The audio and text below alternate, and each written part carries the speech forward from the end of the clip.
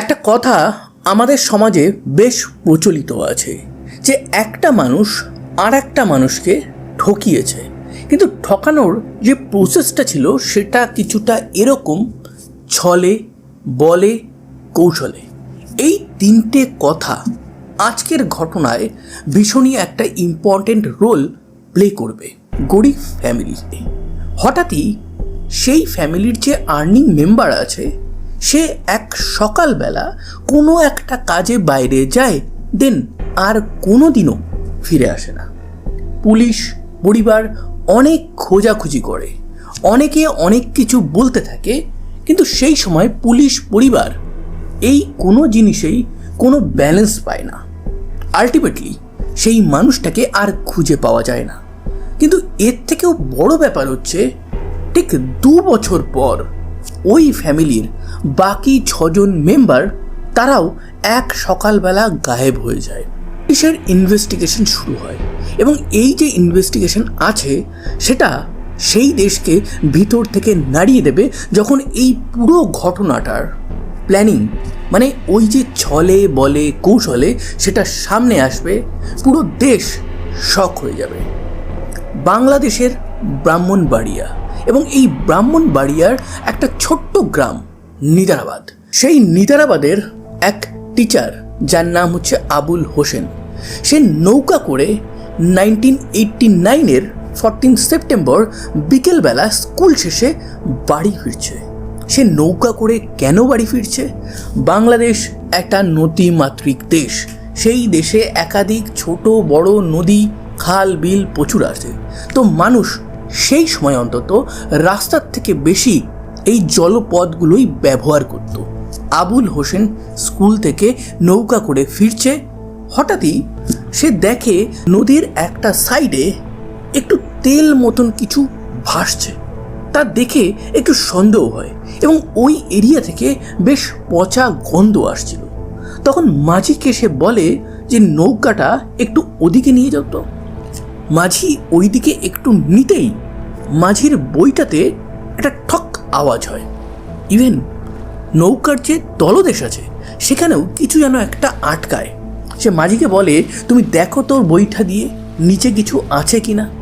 মাঝি বইটা একটু জলের মধ্যে মারতেই গন্ধটা বাড়তে থাকে, সেই উপরে ভাসমান তেলটাও বাড়তে থাকে। তার সাথে সাথে একটা ড্রাম হঠাৎই উপরে উঠে আসে, তার থেকে প্রচণ্ড পচা গন্ধ বেরোচ্ছে। আবুল হোসেন বুঝতে পারে যে কিছু তো একটা ব্যাপার এখানে আছে।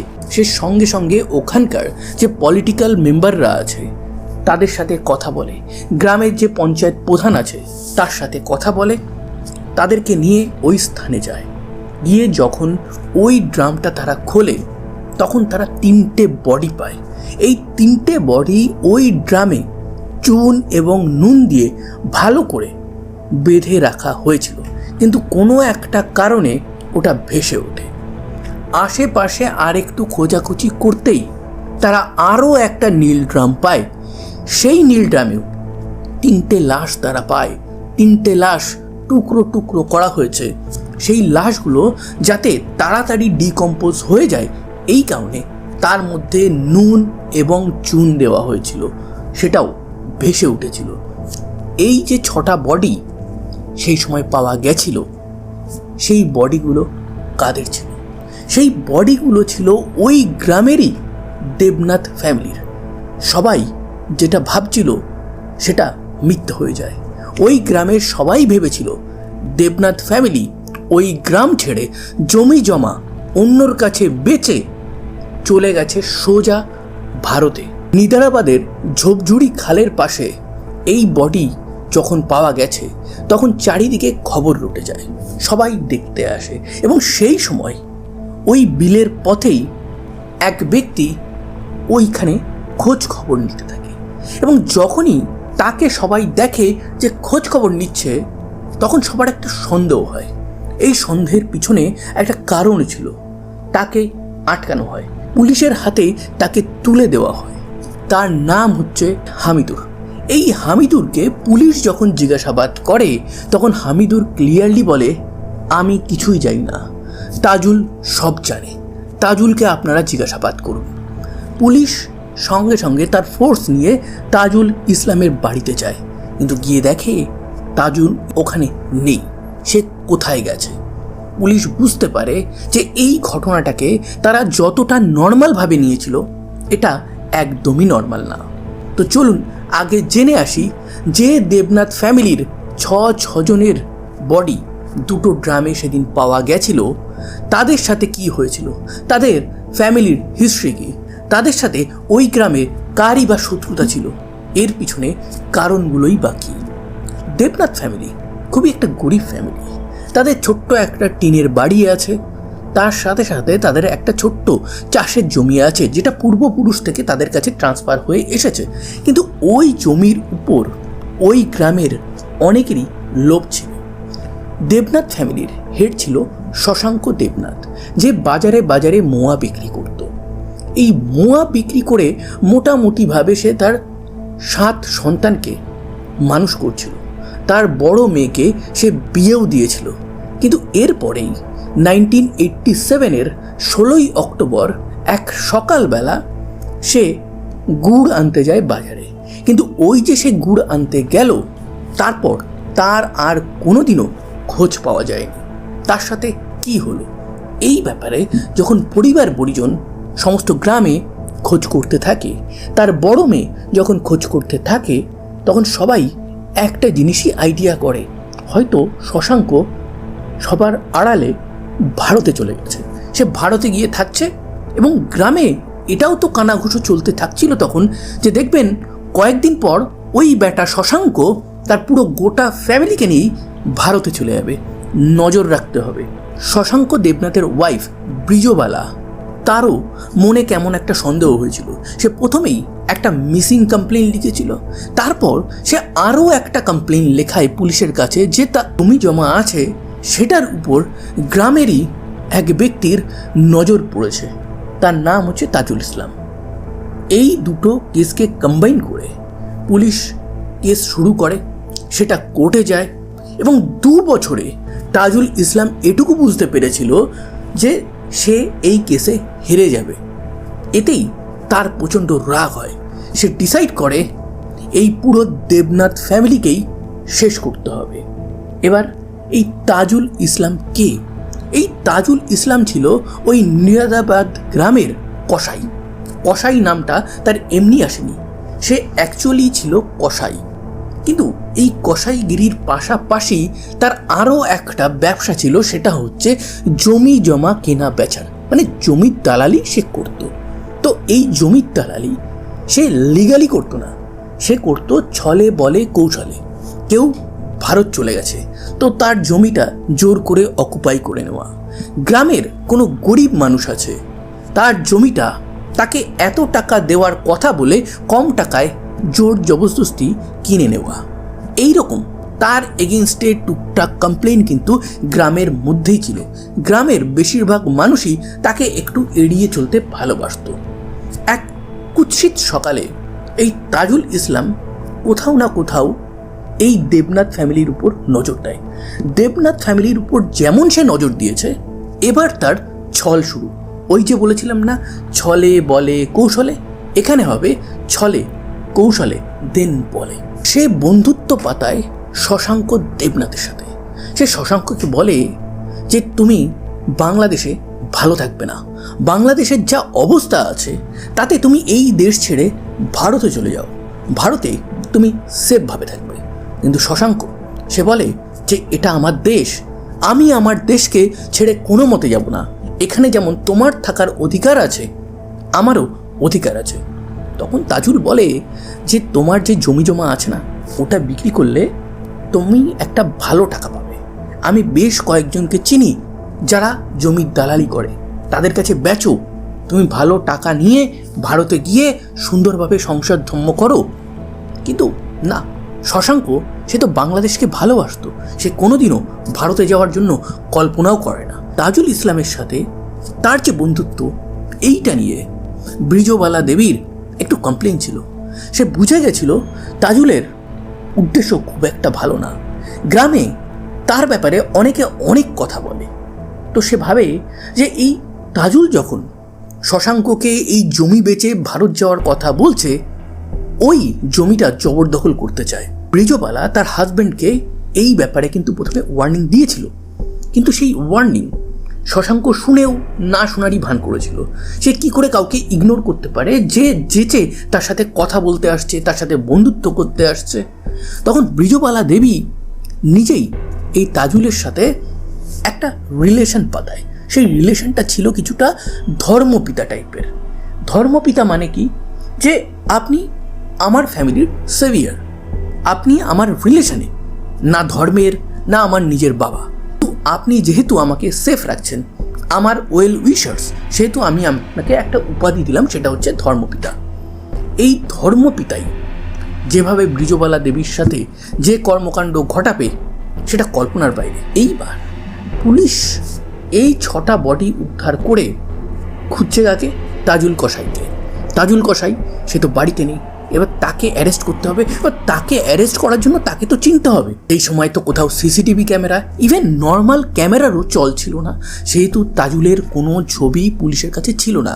পুলিশ একটা স্কেচ বানানোর চেষ্টা করে। সেই সময় তারা যখন গ্রামের মধ্যে প্রত্যেকটা মানুষের সাথে কথা বলছে, তখন এক ব্যক্তি বলে যে এই গ্রামেই এক সাংবাদিক আছে, আপনি তার কাছে গিয়ে জিজ্ঞাসা করতে পারেন, তার কাছে কোনো ফটো থাকলেও থাকতে পারে। সে এটা বলে। পুলিশ ভাবে যে ঠিক আছে, জিজ্ঞাসা করে দেখতে প্রবলেমটা কি। পুলিশ যায়, সেই সাংবাদিককে জিজ্ঞাসা করে। সাংবাদিক বলে তাজুলের কোনো ফটো আমার কাছে নেই। কিন্তু সেই সাংবাদিক একটা মারাত্মক ইম্পর্টেন্ট জিনিস পুলিশকে বলে। সে বলে যে আমি জানি তাজুল কয়েকদিন আগেই কৃষি ব্যাংকে একটা অ্যাকাউন্ট খুলেছিল, আর ব্যাংকে অ্যাকাউন্ট খুলতে গেলে অবশ্যই ফটো লাগে। পুলিশ সঙ্গে সঙ্গে ব্যাংকে দৌড়ায়, অ্যান্ড ব্যাংক থেকে তারা সত্যি সত্যি তাজুল ইসলামের একটা ছবি পায়। সেই ছবি দিয়ে তারা পুরো বাংলাদেশে ম্যানহান্ট জারি করে। ব্রাহ্মণবাড়িয়া থেকে বেশ কয়েক কিলোমিটার দূরে ঢাকা, সেখানে একটা মসজিদের সামনে থেকে এক পুলিশ অফিসার এবং এক কনস্টেবল তারা নর্মালি যাচ্ছে। হঠাৎই কনস্টেবল নজরে এক ব্যক্তি আসে। তাকে দেখে সেই কনস্টেবল একটু থমকে যায়। সেভাবে যে একে তো চেনা চেনা লাগছে, কোথাও যেন দেখেছি। সে সঙ্গে সঙ্গে পকেটে থাকা তার বেশ কয়েকটা ফটো বার করে, এবং সেই ফটোর মধ্যে একটা ফটোর সাথে হুবহু মিলে যায় ওই ব্যক্তি। ওই ব্যক্তিকে সঙ্গে সঙ্গে পুলিশ যখন ধরতে যায়, তখন সেই ব্যক্তি চিৎকার করে ওঠে, আরে পুলিশ আমাকে কিডন্যাপ করতে এসছে, আমাকে গুম করবে। কিন্তু যারাই এসছিল তাদেরকে পুলিশ বলে, এ কে জানেন, আপনাদের মধ্যে লুকিয়ে আছে, এই নিদারাবাদে একটা ফ্যামিলিকে নিশ্চিহ্ন করে এই ঢাকাতে এসে এখানে রয়েছে। তারপর পুলিশ তাকে নিয়ে যায়। ততদিনে ওই কেসের আরও নিয়ার অ্যাবাউট 20 থেকে 25 জনকে পুলিশ অ্যারেস্ট করেছে। 1989 অক্টোবরে পুলিশ তাজুলকে অ্যারেস্ট করে। তাজুলকে ভালো মতন টনিক দিয়ে জিজ্ঞাসাবাদ করার পর সে এক এক করে সমস্ত ঘটনা, সে কি করে ছলে বলে কৌশলে সামান্য লোভের জন্য সে একটা পুরো ফ্যামিলিকে নিশ্চিহ্ন করে দেয়। সে বলে যে স্যার, শশাঙ্ক দেবনাথের বেশ জমি আছে, আর সেই জমির উপর আমার বেশ লোভ পড়ে। আমি শশাঙ্কর সাথে বন্ধুত্ব করি, তাকে বোঝাই যে তুমি ভারতে গেলে ভালো থাকবে, কিন্তু শশাঙ্ক বলে আমি বাংলাদেশের মানুষ, আমি কেন ভারতে যেতে যাব। আমি বুঝতে পারি শশাঙ্ককে বুঝিয়ে লাভ নেই। আমি তার বাড়ি যেতে থাকি, তার ওয়াইফকেও বোঝাতে থাকি, তার ওয়াইফের সাথে আমি একটা ভালো রিলেশন করতে থাকি। তার ওয়াইফ আমাকে ধর্মপিতা বলে ডাকতে শুরু করে। এরপরে শশাঙ্ককে একটা বোঝানোর লিমিট যখন ক্রস হয়ে যায়, তখন আমি প্ল্যান করি এই শশাঙ্ককে বাঁচিয়ে রাখলে কোনোভাবেই আমি ওই জমিটা দখল করতে পারবো না। আমি আরও বেশ কয়েকজনকে নিয়ে একটা প্ল্যান বানাই। একদিন সকালবেলা শশাঙ্ক যখন গুড় আনতে বাজারে আসে, তাকে আমরা ডেকে নিয়ে ভারতের বর্ডারের কাছে একটা নদীর পাশে তাকে মেরে ওই নদীর জলে তাকে ভাসিয়ে দিই। পুলিশ এই ঘটনার এইটুকু বিবরণ শোনার পর ওই এরিয়াতে গিয়ে শশাঙ্কর বডির জন্য অনেক খোঁজাখুঁজি করে, কিন্তু পুলিশ সেই বডিটা পায় না, যেহেতু 2 বছর হয়ে গেছিল। হয়তো সেই বডিটা ভাসতে ভাসতে বর্ডার পেরিয়ে ভারতে কোথাও একটা চলে গেছে, অ্যান্ড ভারতে হয়তো সেটা উদ্ধার হয়েছে লাবাডিশ লাশ হিসাবে, সেটাকে সৎ কাজও হয়তো করে দেওয়া হয়েছে। তো সেই লাশটা পুলিশ পাবে না বলেই এই তদন্তের নেক্সট স্টেপ শুরু করে।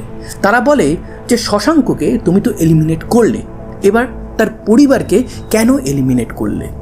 তাজুল বলে যে শশাঙ্ক চলে যাওয়ার পর আমি এবং আমার সাগরেদরা পুরো গ্রামে রটিয়ে দিই শশাঙ্ক জমি বেচে ভারতে চলে গেছে, এবং সেই মোতাবেক আমি তিনজনকে ডামি প্রার্থী দেখিয়ে ওখানে পাঠাই। তারা সবাই বলে যে শশাঙ্ক আমার কাছে জমি বেচে গেছিল।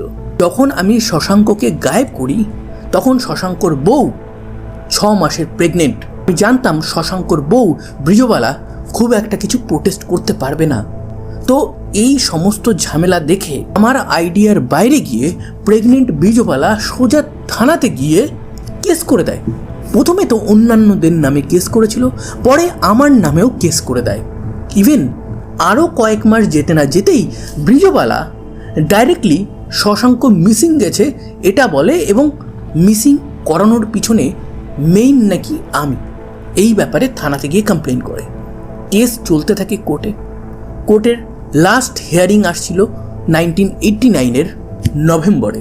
তো আমি ডিসাইড করি যে যদি আমি কেসে হেরে যাই তাহলে আমাকে জেলে যেতে হবে, হয়তো খুনের দায়।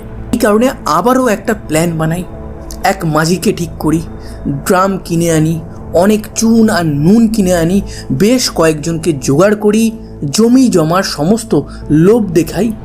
তারপর আমরা 35 জন মিলে 1989-এর 6 সেপ্টেম্বর একদম সকাল 4টের সময় ওই বাড়িতে যাই, সবাইকে তুলে আনার পর নৌকাতে তুলি। নৌকাতেই ব্রিজবালা সমস্ত কিছু বুঝে আমার পা ধরে কাঁদতে থাকে, কিন্তু আমি ততক্ষণে ডিসাইড করেই নিয়েছি ব্রিজবালাকে কেটে 2 টুকরো করে ফেলি। তারপর তার মেয়ে প্রণতি আর নিয়তি, তাদেরকে এক এক করে আমরা সবাই কুকর্ম করি, তারপর তাদেরকেও মারি। তারপর তার 2 ছেলে, যাদের বয়স খুব একটা বেশি ছিল না, তারা কাঁদছিল, তাদেরকেও মারি। এবং সবশেষে যখন ব্রিজবালার 2 বছরের সন্তানের দিকে নজর যায়, সে জ্ঞান হারিয়ে ফেলেছে। আমরা একটু নাড়িয়ে দেখার চেষ্টা করি, তারপর আমরা খুব একটা আর তেমন কিছু পাত্তা না দিয়ে ডাইরেক্টলি সবাইকে ড্রামের মধ্যে ঠুসে দিই। পরবর্তীকালে এইটা আইডিয়া করা হয় ব্রিজবালার সব থেকে ছোট যে ছেলে ছিল তাকে জ্যান্ত অবস্থাতেই ওই ড্রামে মধ্যে ঢুকিয়ে মারা হয়েছিল। পুলিশ সমস্ত সাক্ষ্য প্রমাণ সমস্ত কিছু জোগাড় করে। যেদিন সকালবেলা ব্রিজবালা এবং তার 5 সন্তানকে কিডন্যাপ করা হয়েছিল, সেই দিন তার প্রতিবেশীরাও কিছু সময় কিছু জিনিস দেখেছিল, তারাও আওয়াজ শুনেছিল, কিন্তু এই তাজুলের ভয়তে তারা কিছুই বলতে পারেনি।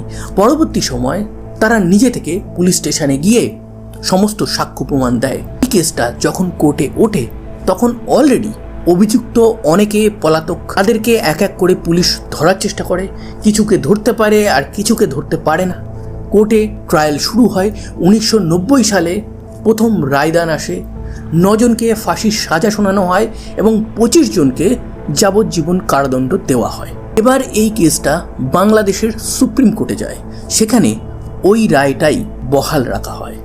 তারও 1 বছর পর এই তাজুল এবং তার সাথে বাদশাহ নামে আরও এক ক্রিমিনাল যে এই কেসে যুক্ত ছিল, তাদের 2 জনের ফাঁসি হয়। অনেকে বলে শুধুমাত্র তাজুলের হয়েছিল, বাদশার হয়নি, আর বাদবাকি যে 7 জন ছিল তাদেরও হয়নি। আবার অনেকে বলে এর মধ্যে কারোরই ফাঁসি হয়নি। আর বাদবাকিরা যারা যাবজ্জীবন কাটছিল জেলে, তাদের বর্তমান স্ট্যাটাস কি? তারা কি পুরো সাজা কমপ্লিট করে বেরিয়েছে, নাকি তার আগেই পালিয়ে গেছে অথবা জেল থেকে ছাড়া পেয়ে গেছে? সেই ব্যাপারে কোনো ডিটেল রিপোর্ট আমি অন্তত কোথাও পাইনি। যদিও এই কেসের 2 জন আসামি তারা পালিয়েছিল। 2012 সালে তাদেরকে পুলিশ তাদেরই গ্রাম থেকে, তাদেরই বাড়ি থেকে অ্যারেস্ট করে। এই কেসটা বাংলাদেশের one of the most rarest of rare case. এই কেসটার ব্যাপারে এখনও ওখানকার পুলিশ, ওখানকার জনতা আলোচনা করে। ওই নিদারাবাদ গ্রামে এখনও এই ফ্যামিলির বাড়ি আছে, সেখানে কেউ থাকে না। এই ফ্যামিলির একমাত্র জীবিত সদস্য হচ্ছে শশাঙ্ক আর ব্রিজবালার সব থেকে বড় মেয়ে সুনীতিবালা, যার বিয়ে হয়ে গেছিল। এই ঘটনার সময় সে শ্বশুর বাড়িতে ছিল বলে সে প্রাণে বেঁচে গেছিল। ওই গ্রামে এই ফ্যামিলির একটা স্মৃতি ফলকও আছে। তো এই ছিল আজকের ভীষণই একটা দুঃখজনক ট্রু ক্রাইম ঘটনা। এরকম রিয়েল লাইফ ট্রু ক্রাইম ঘটনা ইন স্টোরি ফরম্যাটে যদি আপনারা শুনতে চান তাহলে অবশ্যই আমার চ্যানেলটাকে সাবস্ক্রাইব করবেন। সাবধানে থাকবেন, সতর্ক থাকবেন, আনন্দে থাকবেন। আবার দেখা হবে নতুন কোনো এক ভেরি ইন্টারেস্টিং ট্রু ক্রাইম ঘটনার সাথে।